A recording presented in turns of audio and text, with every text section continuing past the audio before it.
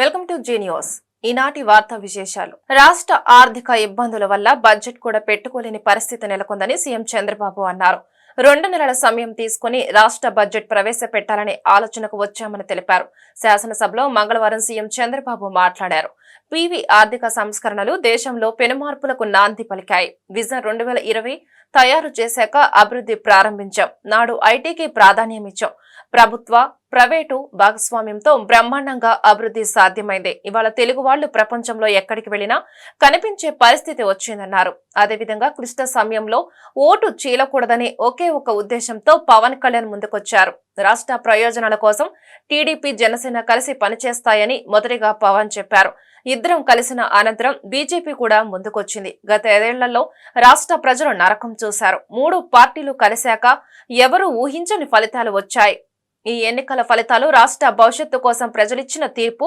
రాష్ట్రాన్ని అభివృద్ధి చేసే వరకు సమిష్టిగా ముందుకెళ్తామని ఆయన వెల్లడించారు. మొట్టమొదటిసారిగా మా కూటమి, నేను కానీ పవన్ కళ్యాణ్ గారు కానీ బీజేపీ లీడర్స్ కానీ ఢిల్లీకి పోయినప్పుడు చాలా స్పష్టంగా రిక్వెస్ట్ చేశాం. అందుకే మొట్టమొదటిసారిగా 5 సంవత్సరాల తర్వాత మీరు చూస్తే కేంద్ర బడ్జెట్లో ఆంధ్రప్రదేశ్ రాష్ట్రానికి తగిన గుర్తింపు వచ్చింది. దీంతో ఒక నమ్మకం పెరిగే పరిస్థితికి వచ్చింది. అమరావతి క్యాపిటల్కి special finance support multilateral development agency ద్వారా దగ్గర ఒక 15,000 కోట్ల రూపాయలు ఇవ్వడానికి కేంద్రం ప్రతిపాదన పెట్టింది. ఈరోజే బడ్జెట్లో కూడా ఫైనాన్స్ మినిస్టర్ గారు చాలా స్పష్టంగా చెప్పారు. రెండవ దిశ పోలవరం. ఏదైతే ఈ దుస్థితికి కారణం ఇప్పుడిప్పుడే రిపోర్ట్ కూడా ఇచ్చారు. ఆ రిపోర్ట్ ప్రకారం ప్యారలల్ డయాఫామ్ వాల్ కట్టాలని, దాన్ని రిపేర్లు చేస్తే కుదరదని చెప్పి ఇచ్చారు. అది కూడా పూర్తి చేస్తే వీలైనంత తొందరలో మేము పూర్తి చేస్తాం పోలవరం అని కేంద్రం ముందుకు వచ్చింది. దీనికి మనస్ఫూర్తిగా ధన్యవాదాలు తెలియజేసుకుంటున్నా. ఇంకొక పక్కన దిశ ఏదైతే ఈరోజు additional funds for industrial development, essential infrastructure will be provide for water, power, railways, roads ఇవన్నీ ఇవ్వడానికి ఒకటి కొప్పర్తి కడప జిల్లా, రెండోది ఓర్వకల్ కర్నూలు, ఈ 2 కూడా కేంద్రం ముందుకు వచ్చారు. ఇది శుభ పరిణామం. దీనికి మనస్ఫూర్తిగా అభినందిస్తున్నాను. ఇంకొక పక్క దిశ ఏదైతే గ్రాంట్స్ బ్యాక్వర్డ్ డిస్ట్రిక్ట్స్, రాయలసీమ 4 జిల్లాలు, ఉత్తరాంధ్ర 3 జిల్లాలు, ప్రకాశం జిల్లా 1, మొత్తం ఫస్ట్ టైం ప్రకాశం జిల్లా కూడా అడిగా. ప్రకాశం జిల్లా కూడా ముందుకు వచ్చారు. ప్రకాశం జిల్లా దాంట్లో ఇంక్లూడ్ చేశారు.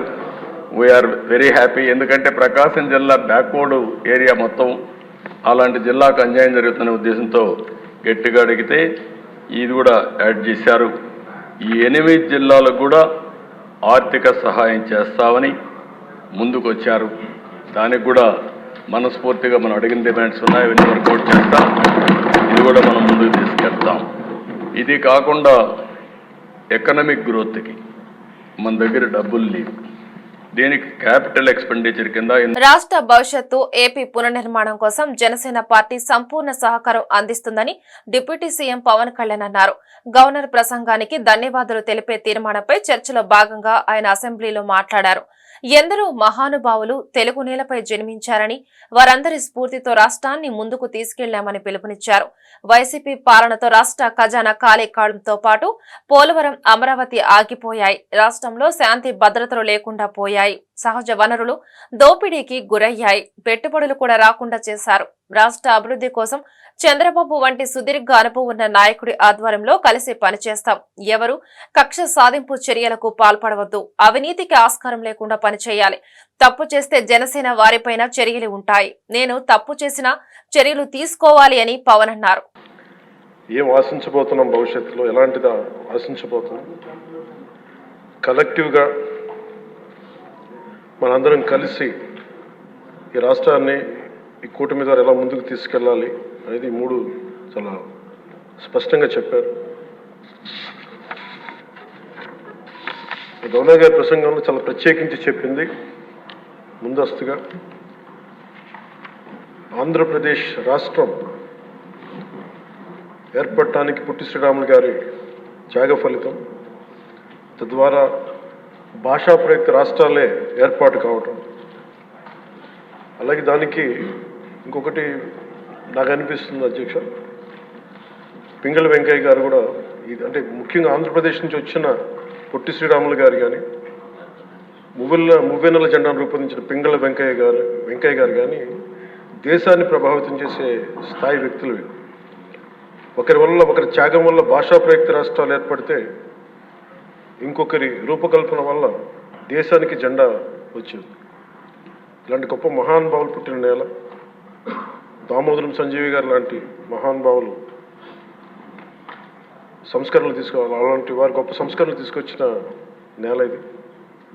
పివి నరసింహారావు గారు, అలాగే శ్రీ ఎన్టీ రామారావు గారు, వీరందరి పరంపరలో ఎప్పుడు ఆంధ్రప్రదేశ్ ముందుకెళ్తూనే ఉంది.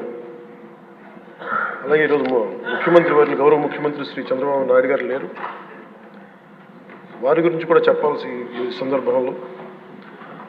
ఆంధ్రప్రదేశ్కి ఎవరన్నా రావాలి అనుకుంటే ముందస్తుగా చంద్రబాబు గారు పాలన స్టార్ట్ చేసినప్పుడు, ఆయన ముఖ్యమంత్రిగా ఉన్నప్పుడు ప్రతి ఒక్కరూ మేము వచ్చి ఆంధ్రప్రదేశ్కి వచ్చి పని చేయాలి, ప్రతి ఐఏఎస్ అధికారి, ప్రతి ఐపీఎస్ అధికారి తపన పడేవారని నాకు ఢిల్లీలో చాలామంది ఐఏఎస్ అధికారులు చెప్పారు.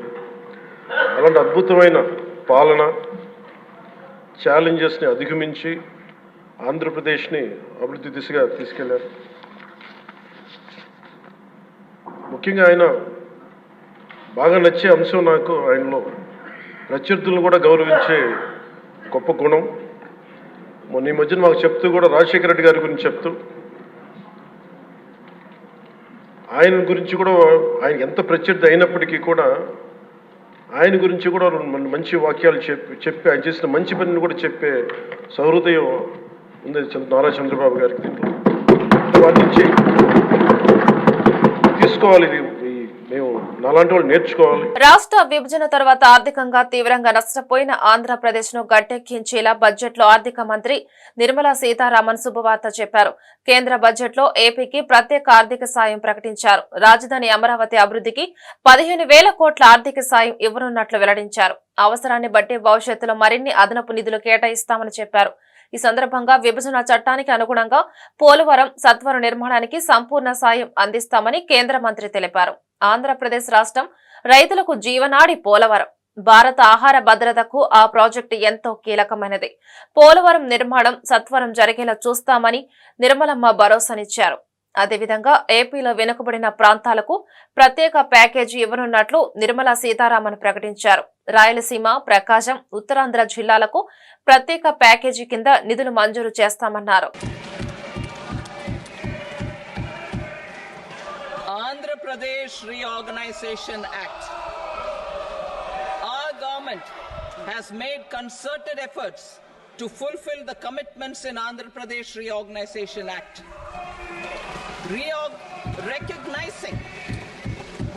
Recognizing the state's need for the capital,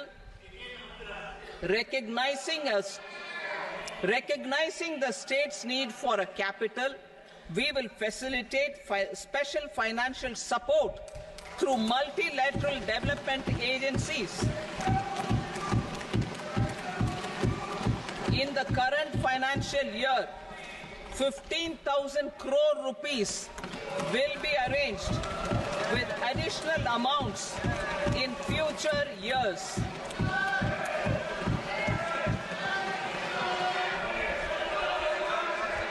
Our government is fully committed to financing and early completion of the Polavaram irrigation project, which is the lifeline for Andhra Pradesh and its farmers. This will facilitate our country's food security as well. Under the Andhra Pradesh Reorganization Act, for promoting industrial development funds will be provided for essential infrastructure such as water, power, railways and roads in Kopparthi node on the Visakhapatnam-Chennai industrial corridor and Varavakal node on the Hyderabad-Bangalore industrial corridor.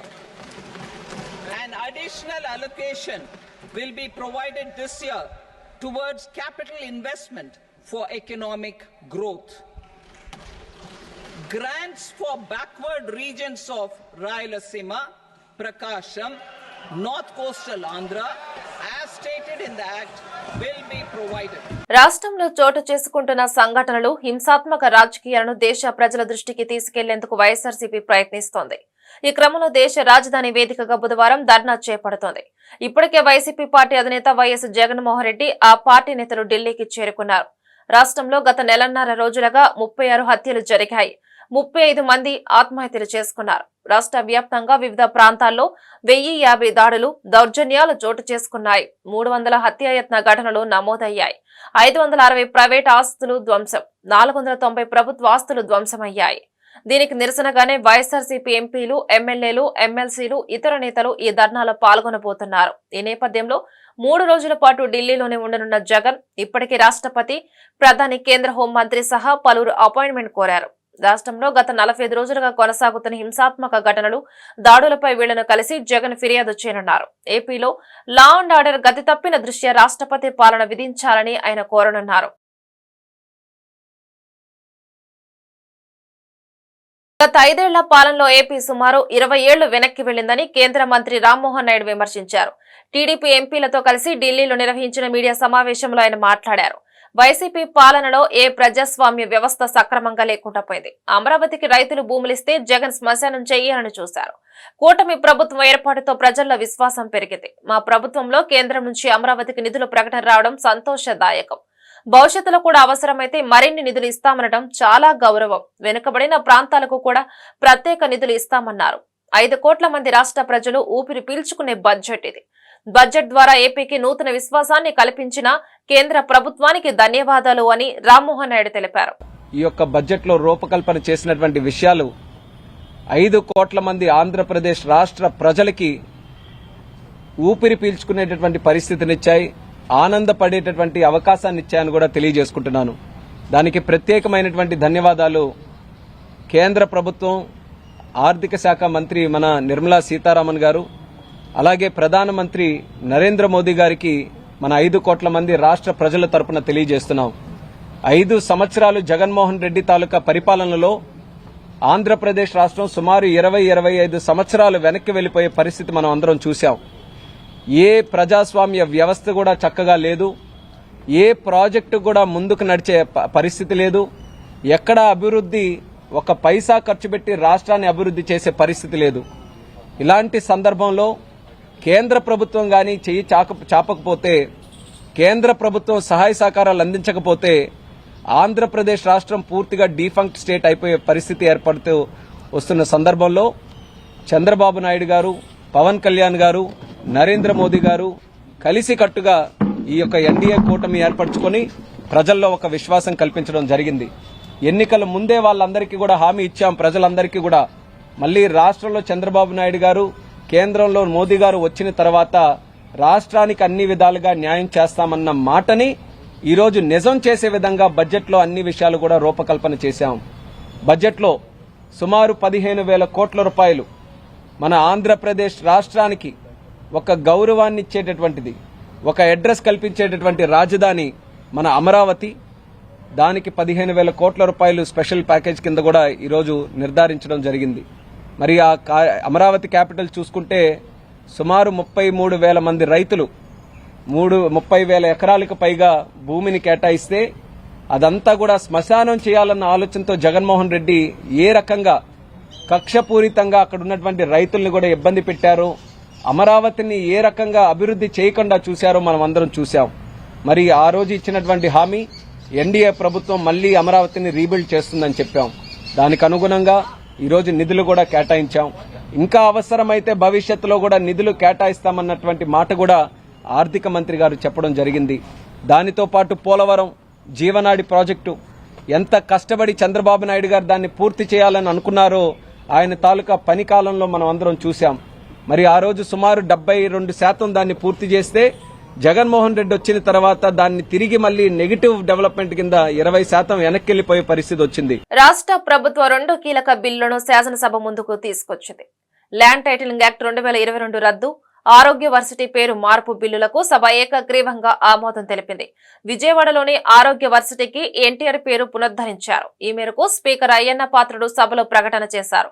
తెలుగులోనే ఆయన ఈ ప్రకటన చేయడం గమనార్హం. ఒక్క ఆంగ్ల పదం కూడా వాడకుండా బిల్లులు ఆమోదం పొందినట్లు స్పీకర్ ప్రకటించడాన్ని సభ్యులు అభినందించారు. ఆరోగ్య కుటుంబ సంక్షేమం మరియు వైద్య విద్యా శాఖ మంత్రి గారు డాక్టర్ వైఎస్ఆర్ ఆరోగ్య విజ్ఞాన శాస్త్రంలో విశ్వవిద్యాలయ సవరణ బిల్లు 2024ను ప్రవేశపెట్టేందుకు అనుమతి కోరుతారు. I beg to move for leave to introduce the Dr. YSR University of Health Sciences Amendment Bill 2024. మంత్రి గారి ప్రతిపాదన సభా సమక్షంలో ఉంది. ఇప్పుడు విషయం డాక్టర్ వైఎస్ఆర్ ఆరోగ్య విజ్ఞాన శాస్త్రంలో విశ్వవిద్యాలయం సవరణ బిల్లు 2024ను ప్రవేశపెట్టడం. ఈ ప్రతిపాదనను సుముఖంగా ఉన్నవారు అవును అనండి, వ్యతిరేకంగా ఉన్నవారు కాదు అనండి. అందరూ కూడా అవును అన్నవారు అధికంగా ఉన్నారు కాబట్టి ఈ ప్రతిపాదన అధికంగా ఏకగ్రీవంగా ఉన్నారు కాబట్టి ఈ ప్రతిపాదన ఆమోదించబడింది. బిల్లు సభలో ప్రవేశపెట్టబడింది. రెవెన్యూ రిజిస్ట్రేషన్ మరియు స్టాంపుల శాఖ మంత్రి గారు ఆంధ్రప్రదేశ్ భూమి హక్కుల యాజమాన్య రద్దు బిల్లు 2024ను ప్రవేశపెట్టేందుకు అనుమతి కోరుతారు.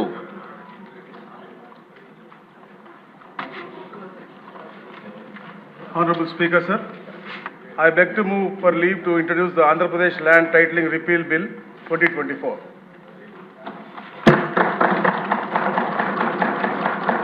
మంత్రి గారి ప్రతిపాదన సభా సమక్షంలో ఉంది. ఇప్పుడు ఈ విషయం ఆంధ్రప్రదేశ్ భూమి హక్కుల యాజమాన్య రద్దు బిల్లు 2024ను ప్రవేశపెట్టడం. ఈ ప్రతిపాదనను సభలో సుముఖంగా ఉన్నవారు అవును అనండి,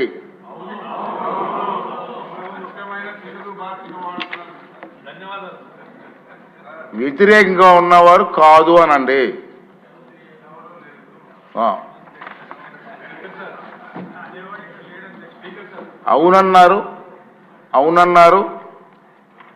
అవునన్న వారు అందరూ కూడా ఏకగ్రీవంగా అన్నారు కాబట్టి ఈ ప్రతిపాదన ఆమోదించబడింది. బిల్లు సభలో ప్రవేశపెట్టబడింది.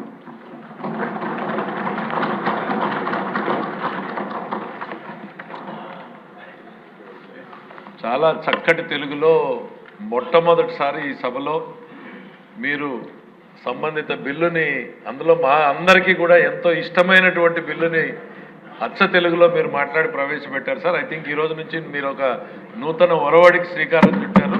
అందరూ హృదయపూర్వకంగా ధన్యవాదాలు. ప్రతి అక్షరం తెలుగులో మాట్లాడే ప్రయత్నం చేస్తున్నాను, మీరు సహకరించండి. వైసీపీ ప్రభుత్వం చేపట్టిన నాడు నేడు పనులపై సమగ్ర విచారణ చేయిస్తామని విద్యాశాఖ మంత్రి నారా లోకేష్ ప్రకటించారు. శాసనసభ 2వ రోజు సమావేశాల్లో భాగంగా స్పీకర్ అయ్యన్న పాత్రుడు ప్రశ్నోత్తరాలు చేపట్టారు. పలువురు సభ్యులు తమ నియోజకవర్గంలోని సమస్యలను ప్రభుత్వం దృష్టికి తీసుకొచ్చారు. గత ప్రభుత్వం చేపట్టిన నాడు నేడు పనుల్లో భారీగా అవినీతి జరిగిందని ఎమ్మెల్యేలు తెనాలి శ్రావణ్ కుమార్, ధూళిపాళ నరేంద్ర, ఏలూరి సాంబశివరావు సభా దృష్టికి తీసుకొచ్చారు. దీనిపై విచారణ చేపట్టాలని రాష్ట్ర ప్రభుత్వాన్ని కోరారు. అనంతరం మంత్రి లోకేష్ మాట్లాడుతూ ప్రభుత్వ పాఠశాలలను బలోపేతం చేస్తామని తెలిపారు. నాడు నేడుపై ప్రభుత్వం విచారణ చేపడుతోందన్నారు. గతంలో నాసిరకం పనులు ఎందుకు చేపట్టారు, పనులు ఎందుకు సరిగ్గా జరగలేదు అనే అంశాలపై ఆరా తీస్తామన్నారు. మొదటి ప్రశ్నకి సమాధానం